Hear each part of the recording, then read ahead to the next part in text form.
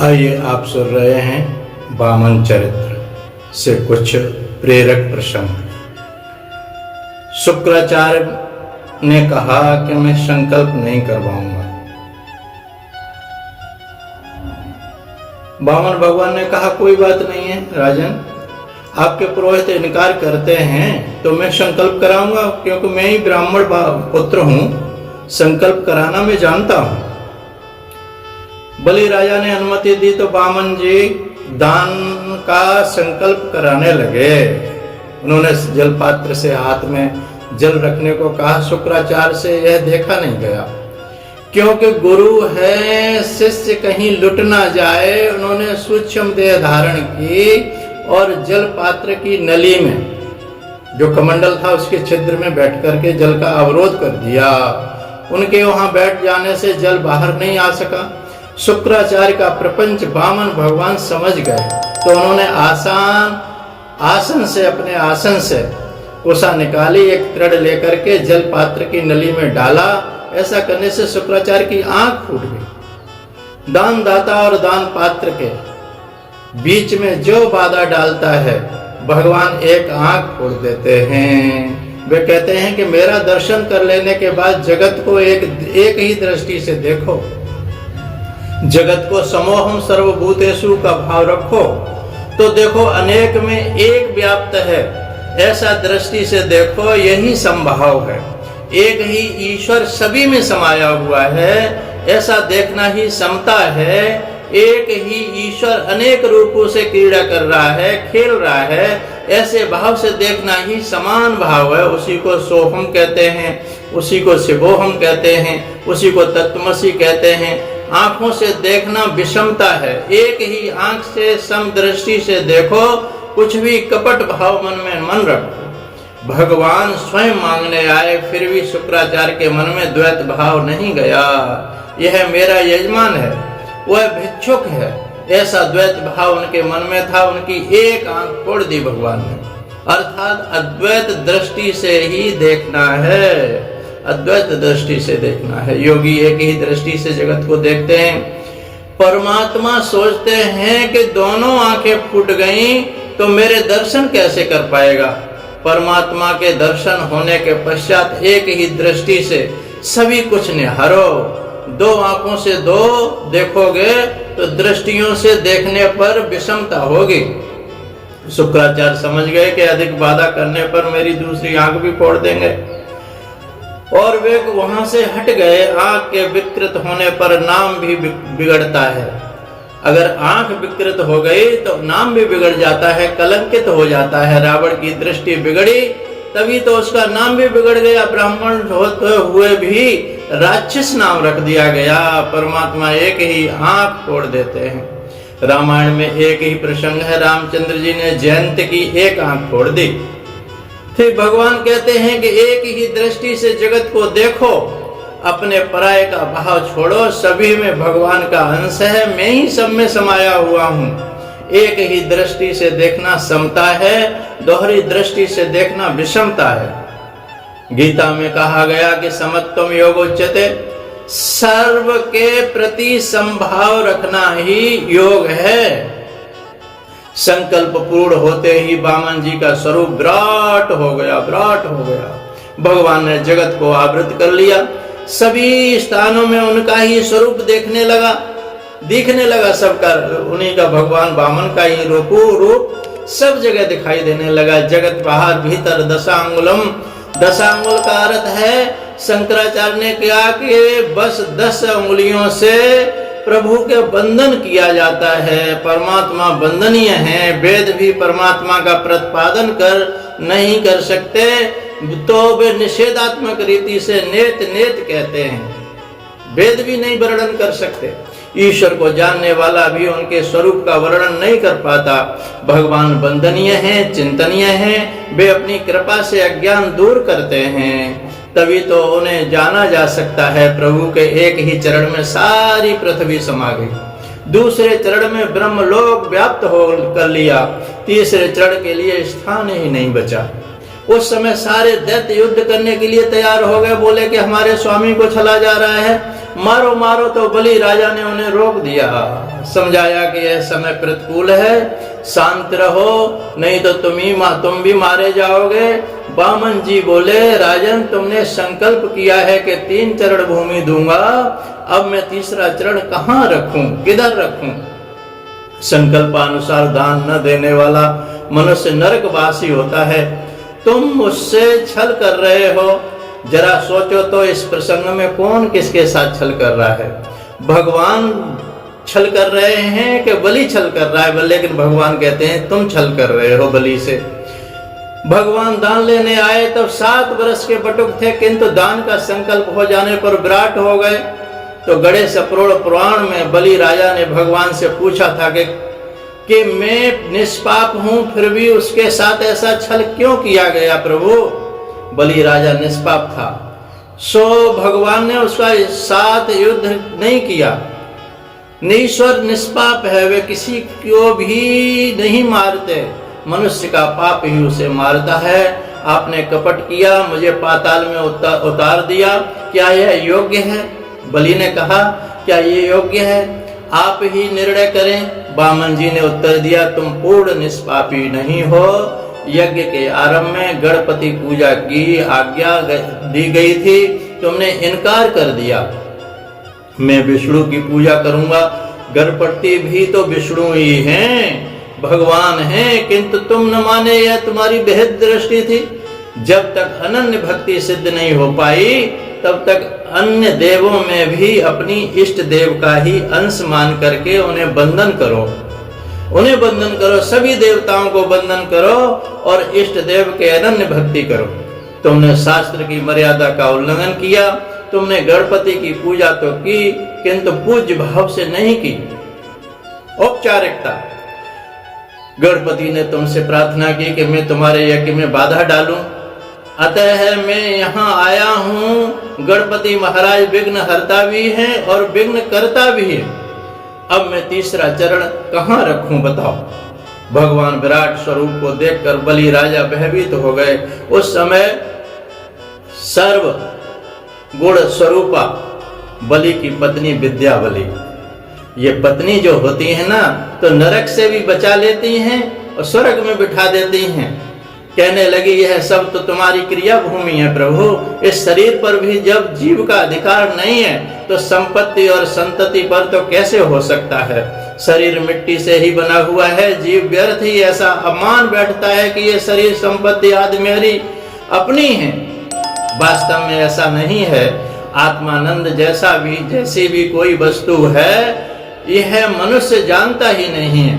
आत्मानंद भी है, अपने हाथों से किया हुआ सत्कर्म ही अपना है। यह जीव नहीं, प्रभु ही स्वामी है। जीव नहीं है सब कुछ का, प्रभु ही स्वामी है। जीव तो मात्र मुनीम है।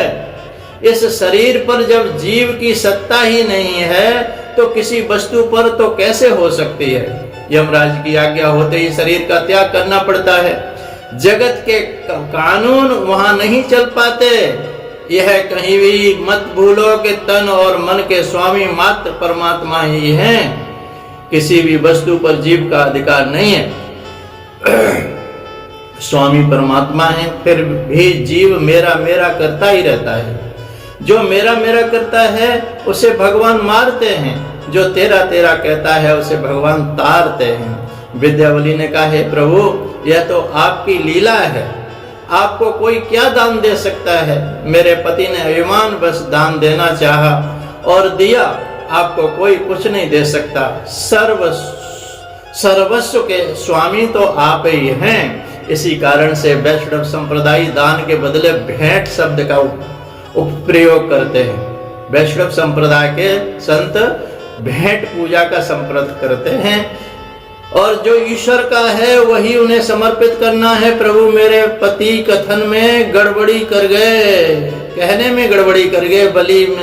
बलि में तो सूक्ष्म अभिमान अब तक रह गया था कि मैंने दान दिया। इस अभिमान को दूर करने के हेतु से विद्यावली ने अपने पति से कहा, ठाकुर जी को प्रणाम कीजिए।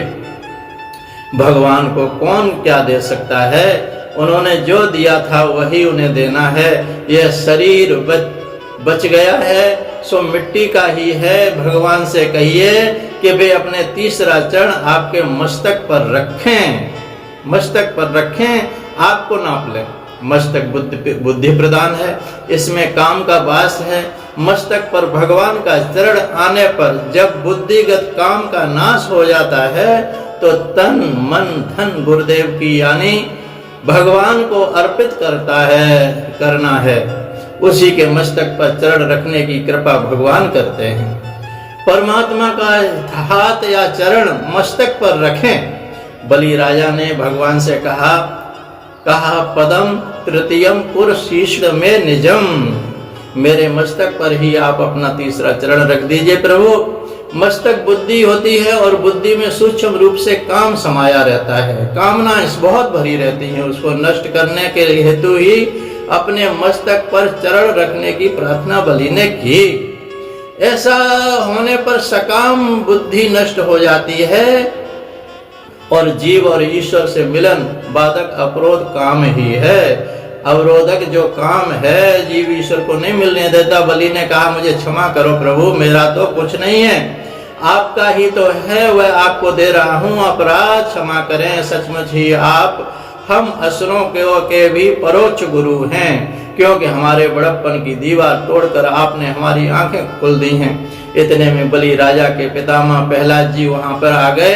प्रहलाद जी ने कहा का आगमन हुआ। वे भगवान से कहने लगे आपने मेरे इस पौत्र को, इस नाती को दिया हुआ इंद्र पद छीन लिया है प्रभु, और लक्ष्मी विहीन भी कर दिया है। मैं मानता हूं कि ऐसा करने आपने उस पर बड़ा अनुग्रह किया है, बड़ी कृपा की है। दान देने वाले को कभी अभिमानी नहीं बनना चाहिए। जो बंधन करता है वही प्रभु से भी बंधन से मुक्त कर देते हैं। जो हाथ जोड़ करके प्रभु को बंधन करता है बंधन से मुक्त कर देते हैं। अहंकार अभिमान का अर्पण, यदि दाता दीन नहीं है, दीन नहीं बनेगा तो उसका दान भी सफल नहीं होगा। बलि राजा के हृदय में जब दैन्य आया तो परमात्मा का हृदय भी पिघल गया, प्रभु का हृदय पिघल गया। उन्होंने बलि से राजा से कहा तुमने मुझे सर्वस्व का दान दिया है, सो मैं तुम्हारा ऋणी हो गया हूँ। भगवान ऋणी हो जाते हैं। नम्रता देन के आने पर परमात्मा ऋणी हो गए। मैंने इंद्र आदि को स्वर्ग का राज्य दिया है, किंतु तुम्हें पाताल का राज्य देता हूं और आज से तुम्हारे प्रत्येक द्वार पर चौकसी करूंगा।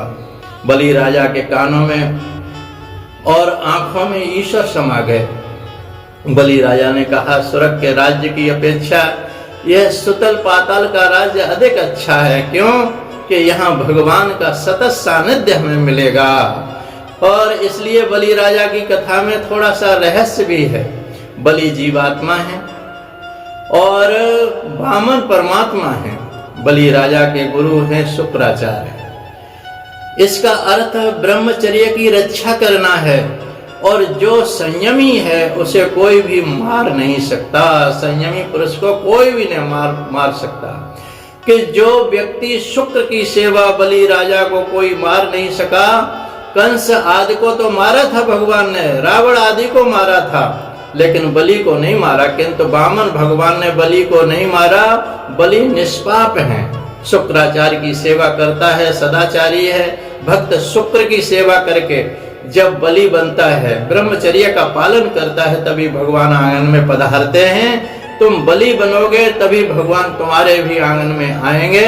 बलि बलवान है, बलवान ही भगवान के मार्ग पर चल सकता है। यानी संयमी ही, जो इंद्रिय संयमी है वही भगवान को प्राप्त कर सकता है, प्रगति कर सकता है। किंतु बलवान कौन है? जो अंदरूनी शत्रुओं को, काम क्रोध मद मोह लोभ मत्सर को मारता है, वही बलवान है। जीवात्मा बलि जब बलवान बनता है तो उसका द्वार पर भगवान आ खड़े हो जाते हैं। शारीरिक बौद्धिक और ज्ञान बल को अपेक्षा प्रेम बल अधिक श्रेष्ठ है। प्रेम बल अधिक श्रेष्ठ है। प्रेम बल के सामने सभी अन्य बल गौण है। बलि वही है जो एक प्रभु के साथ ही प्रेम करता है। सभी बलों को अपेक्षा प्रेम बल श्रेष्ठ होने के कारण तुम परमात्मा के साथ ही प्रेम करो भैया, परमात्मा के साथ ही प्रेम करो। द्रव्य बल या ज्ञान बल से प्रभु को जीता नहीं जा सकता। धन से, तन से, मन से प्रभु को नहीं, प्रेम से परमात्मा को जीता जा सकता है। प्रेम से यदि परमात्मा के साथ प्रेम करना है तो जगत के पदार्थों के प्रति प्रेम को छोड़ना ही पड़ेगा। परमात्मा के साथ तभी प्रेम हो सकता है कि जब जीव जगत के पदार्थों का प्रेम छोड़ता है। परमात्मा के साथ प्रेम करोगे और वो संयम बढ़ाओगे, तभी तुम बलि बन पाओगे, तभी वामन बनकर भगवान तुम्हारे यहाँ आएंगे। भगवान को मांगते हुए संकोच हो रहा था, अतः वामन बनकर के आए थे। जीव प्रेम भाव बढ़ाए तो भगवान बटक यानी छोटे बन जाते हैं, निर्बल से बनकर के आंगन में आते हैं। कोई एक स्त्री कथा सुनने के लिए चली, मार्ग में उसका बालक रोने लगा। माता ने उसे कुछ खिलौने दिए, फिर भी वह रोता ही रहा और माता का आंचल खींचने लगा और कथा में जाने से रोकने लगा। बालक के प्रेम में माता दुर्बल हो गई, अतः वह स्त्री कथा में नहीं जा सकी। वही बालक युवक हो गया, बड़ा हो गया, विवाहित हो गया और माता का प्रेम भी भूल गया। और वह माता का प्रेम भी समय के साथ साथ कुछ कम सा हो गया। अब युवक यदि माता को कथा में जाने से रोकता तो माता नहीं मानती थी, नहीं मानती। वह कहती है कि अब तुम्हें मुझ पर वह प्रेम नहीं है। युवक जब बालक था तो उस पर माता का पूरा पूरा प्रेम था। तुम प्रेम बल बढ़ाओगे तो बलि बनोगे, तो परमात्मा तुम्हारे आंगन में पधारेंगे। जो सदाचार पूर्ण और संयमित जीवन हो जीता है, उसके घर ही भगवान भिक्षा मांगने के लिए आते हैं। उसके घर ही भगवान भिक्षा मांगने के लिए आते हैं। परमात्मा जब द्वार पर पधारते हैं तो 3 वस्तुएं मांगते हैं। 3 वस्तुएं, ध्यान देना इस बात को। 3 कदम पृथ्वी मांगी, इसका अर्थात इसका मतलब क्या है? जीवन मात्र से तन, मन और धन मांगते हैं। इन तीनों का भगवान को दान करना चाहिए। तन से सेवा करने पर देहाभिमान नष्ट हो जाता है और अहंकार घट जाता है, और धन से सेवा करने पर धन की आसक्ति कम हो जाती है, मोह ममता मोह नष्ट होने लगता है। मन से सेवा करने पर उसमें एकाग्रता आती है, भगवान में मन लग जाता है, और तन मन धन भगवान को देने पर ही परम गति प्राप्त होती है। इसलिए गुरुदेव तन मन धन ही मांगते हैं। जीव और ब्रह्म का मिलन होता है, तो इन तीनों से भगवान की सेवा करो। सभी वस्तुएं भगवान की ही हैं और उनको अर्पण करनी है, उन्हीं को अर्पण करनी है, प्रभु को ही अर्पण करनी है, उन्हें ही देना है। तुदियम वस्तु गोविंद तुभ्यं समर्पये, तुम्हारा ही है प्रभु सब कुछ और तुम्हें ही समर्पण है। जो व्यक्ति बलि की भांति तन मन धन भगवान को अर्पित करता है, भगवान उसके द्वारपाल बन जाते हैं। इंद्रियन झरों का नाना तासुर बैठे कर थाना। अब वहां सुर नहीं, सुरों को भगा देते, भगवान ने पैरा देते हैं। अब कोई विषय व्याप नहीं आ सकती। शरीर की प्रत्येक इंद्रिय पर भगवान नारायण विराजते हैं, उसकी रक्षा भगवान करते हैं। ये इंद्रियां शरीर के द्वार हैं, इन सभी के द्वारों पर राम का पहरा होगा तो काम अंदर कभी नहीं आ सकता, विषय व्यार कभी आ ही नहीं सकते। इसके आगे की कथा आगे के भाग में सुनेंगे। सच्चिदानंद भगवान की जय, सद्गुरुदेव भगवान की जय। जय जय श्री राधे, जय जय श्री कृष्ण। सो हम सो हम सो हम।